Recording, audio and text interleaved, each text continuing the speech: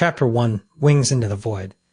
The Pacific Ocean stretches endlessly beneath the wings of Japan Airlines Flight 123, a Boeing 747 cutting through the night like a silent sentinel. It's August 12, 1989, and the sky is a velvet black, punctuated only by the distant glow of stars and the occasional flicker of distant city lights far below.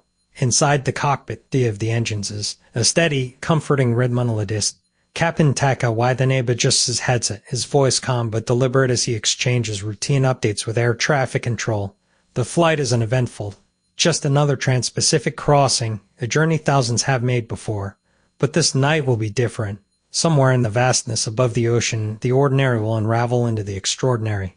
The 747 is a marvel of engineering, a flying fortress built to withstand the worst the sky can throw at it. Yet as the minutes tick by, something feels off. The radar returns are clean, the weather reports clear. But then static, a flicker of uncertainty in the cockpit, a whisper of doubt. Tokyo Control, this is JAL 123. We're experiencing minor fluctuations in our altitude indicator. Waitanebe reports, his tone measured. The response is immediate, professional. JAL 123, understood. No significant weather anomalies in your vicinity.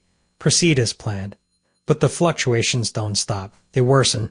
The autopilot, that infallible guide, begins to stutter. The plane lurches slightly, just enough to make the passengers in the cabin glance at each other, exchange quiet smiles. A bump in the night, nothing more. Then silence. Not the silence of the cockpit, where the machinery and the murmur of voices are constant companions. No, this is something else. A silence that feels like a void, like the world has held its breath. The last transmission from JAL 123 is a fragment, a broken whisper lost in the static. Mayday, the word is barely audible, swallowed by the vastness of the ocean below. And then nothing. The radar screen at Tokyo Control blinks once, twice, and then the blip that was Flight 123 vanishes. No distress signal, no wreckage, no trace, just an empty skywire. A Plinen 329 Seoul Sunswar. What happened in those final moments? Did the crew know what was coming, or did the 747 simply slip into the void, swallowed by the night without a sound? The search begins at dawn. Planes scour the ocean, ships comb the waves.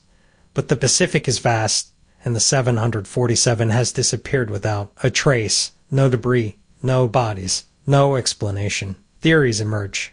Mechanical failure, a catastrophic explosion, a deliberate act, but none of them fit. The 747 was a reliable workhorse, its maintenance record spotless. The crew was experienced, the weather benign, and yet it vanished.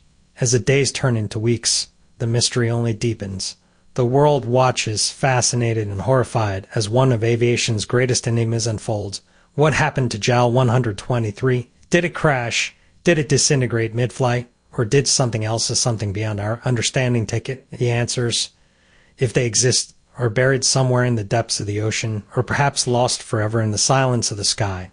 But the story doesn't end here, because the Pacific has secrets, and somewhere in its depths, the truth about Flight 123 is waiting to be found.